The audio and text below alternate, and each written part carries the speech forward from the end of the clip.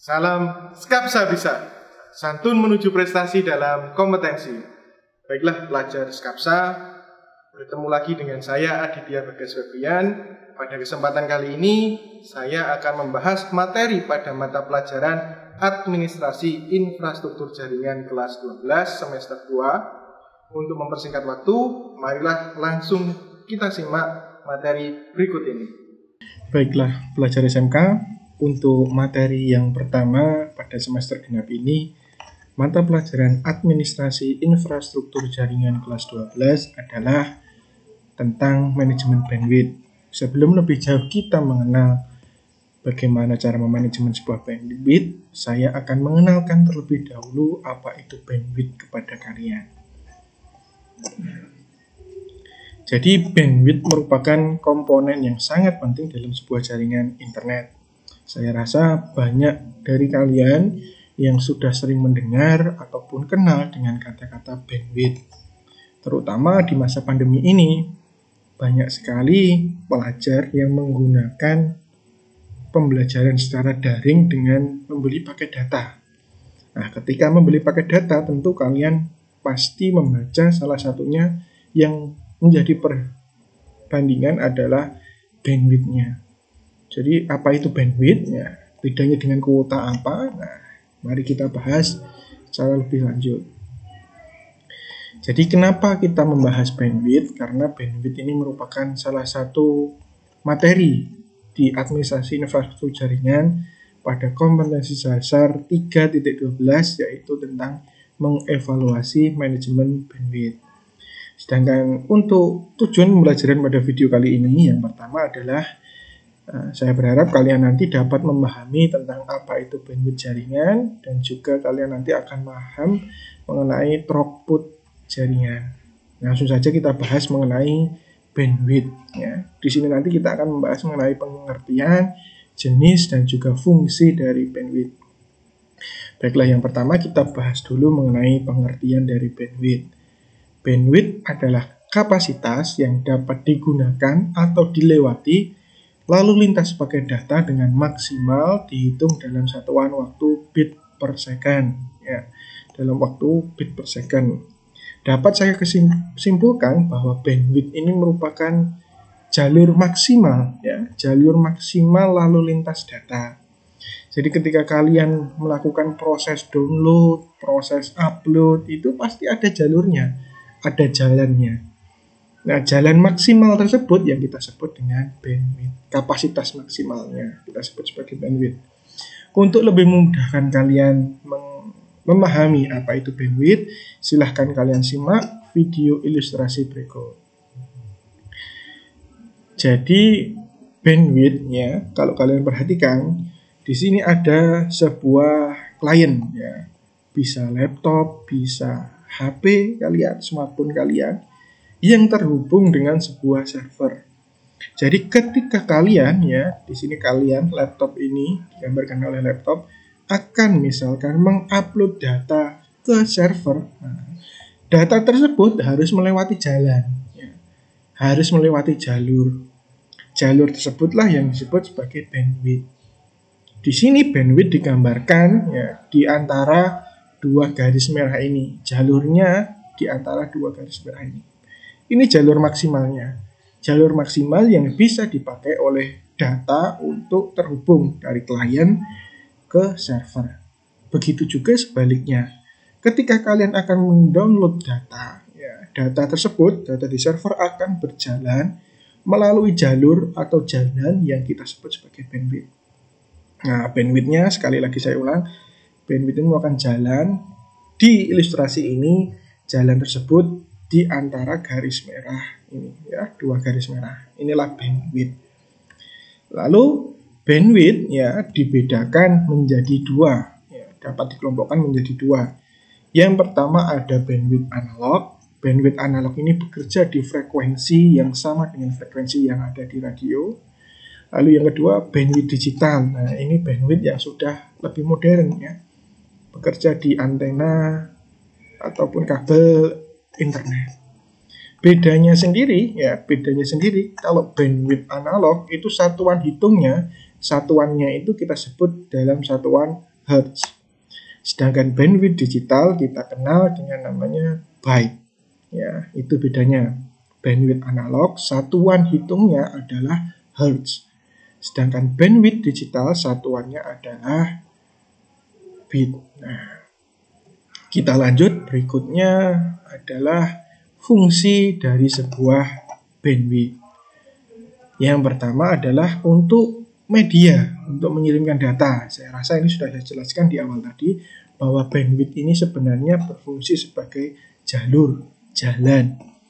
Jadi data berpindah dari server ke klien, ataupun klien ke server, itu harus lewat jalan ini, harus lewat jalur ini. Jalur inilah yang kita sebut sebagai bandwidth. Berikutnya, pembatasan kecepatan transfer dalam pengiriman maupun download data. Nah, fungsi ini sering kita gunakan ya, ketika kalian sudah berperan nanti sebagai seorang administrator jaringan. Nah, ini sering juga pasti kalian temui ketika kalian bermain internet di warung kopi, bermain internet di warnet. Nah, tiap-tiap klien yang terhubung ya, pasti harus dibatasi kecepatannya. Kalau tidak, akhirnya nanti akan terjadi satu monopoli bandwidth. Satu orang ini memiliki kecepatan yang sangat tinggi, sedangkan pengguna, klien-klien yang lain kecepatannya rendah. Nah, untuk dapat memaksimalkannya, kita perlu melakukan pembatasan kecepatan transfer. Nah, dalam hal ini, pembatasan tersebut dilakukan di manajemen oleh seorang admin jaringan. Saya berharap ke depan kalian dapat bekerja sebagai seorang admin jaringan. Berikutnya, fungsi dari bandwidth adalah membatasi jumlah data yang dapat ditransfer. Ini seperti pembahasan kita di fungsi nomor 2. Kalau tadi kecepatan, kita juga dapat membatasi data yang dapat ditransfer. Dalam hal ini, kaitannya seperti kuota. Kalian membeli paket internet, nah, diberi kuota 3 mega. Kalau kalian sudah sudah menghabiskan kuota 3 mega tersebut, maka kecepatan akan turun. Nah, itu merupakan salah satu fungsi dari bandwidth. Penerapannya seperti itu. Ya. Itu tadi beberapa fungsi dari bandwidth. Saya rasa untuk bandwidth ini jelas sekali, mudah sekali dipahami. Jika kalian masih belum paham penjelasan saya pada video ini, kalian bisa mengulangi lagi, memperhatikan lagi, menyimak lagi pembahasan saya tentang bandwidth tadi. Ataupun kalian bisa juga nanti membaca ya dari berbagai sumber literasi yang lain. Nah, sebelum kita bahas nanti throughput, saya akan memberikan tugas lebih dahulu pada kalian. Yang pertama, kalian nanti harus mencari perbedaan antara bandwidth analog dan bandwidth digital. Perbedaannya tadi insya Allah sudah saya jelaskan. Yang kedua, jelaskan hal-hal apa saja yang mempengaruhi kinerja dari sebuah bandwidth jaringan.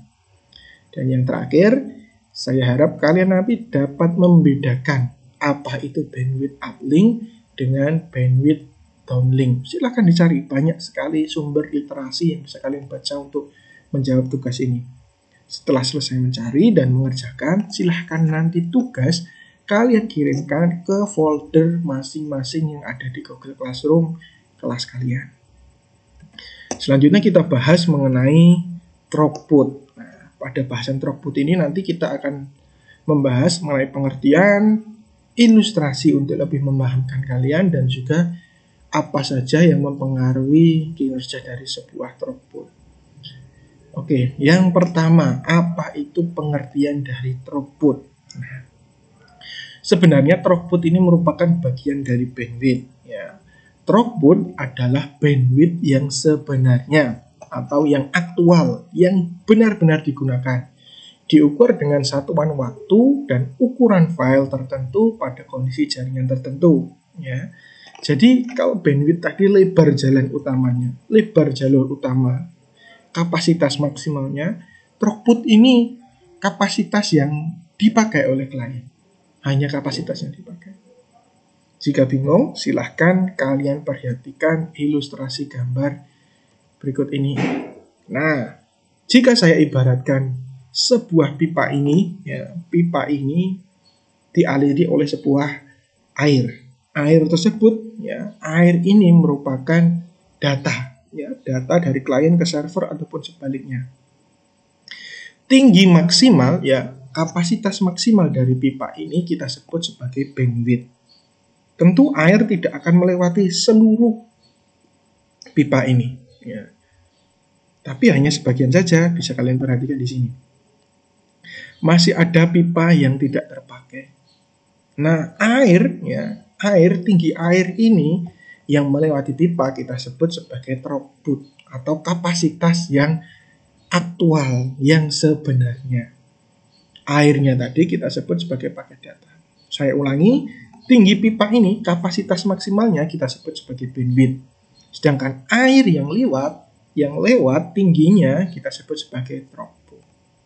Untuk memudahkan kalian, saya beri contoh studi kasus. Ini sering kali pasti kalian bertanya-tanya, ya.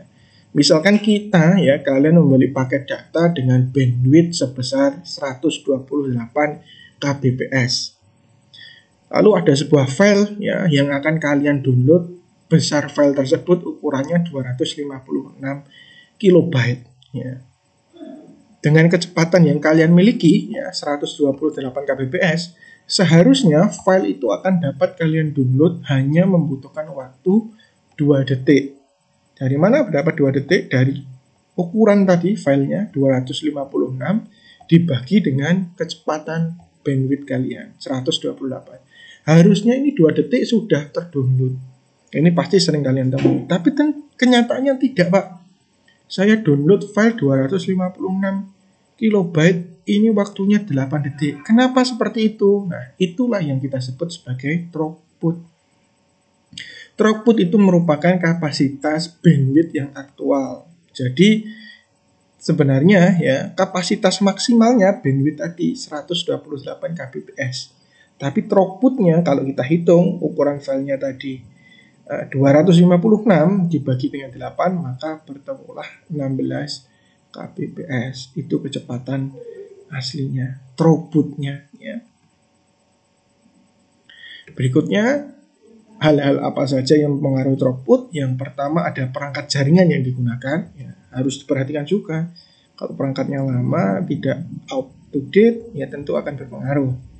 Lalu topologi yang digunakan, semakin ribet jaringan kalian tentu akan semakin buruk juga throughputnya. Tipe data, filenya, ya, ukurannya juga, jumlah pengguna jaringan, banyak atau tidak, spesifikasi, dan induksi listrik maupun cuaca. Nah, demikianlah pelajar SMK sekalian, bahasan kita mengenai pengenalan bandwidth. Jika saya ulangi, tadi kita sudah membahas mengenai bandwidth, apa itu pengertiannya, jenis dan juga faktor-faktor yang mengaruhinya, serta fungsinya. Dan juga kita telah membahas throughput, apa itu pengertian, ilustrasi, dan studi kasusnya, serta faktor-faktor yang mempengaruhi. Seperti itu untuk materi berikut ini. Ya, sampai jumpa di materi kita selanjutnya. Baiklah pelajar Skapsa, demikian materi hari ini pada mata pelajaran Administrasi Infrastruktur Jaringan kelas 12. Jangan lupa like dan komen untuk mendukung program ini. Untuk pengumpulan tugas, silahkan kalian kirimkan melalui Google Classroom kelas kalian masing-masing. Klik subscribe dan tekan tombol lonceng supaya kalian tidak ketinggalan informasi terbaru tentang channel ini. Dan share jika menurut kalian video pada materi kali ini bermanfaat untuk orang-orang yang kalian sayangi. Sampai jumpa di kesempatan selanjutnya. Salam Skapsa Bisa. Sekolah berbudaya industri berkarakter wirausaha menjadi idola sekediri raya.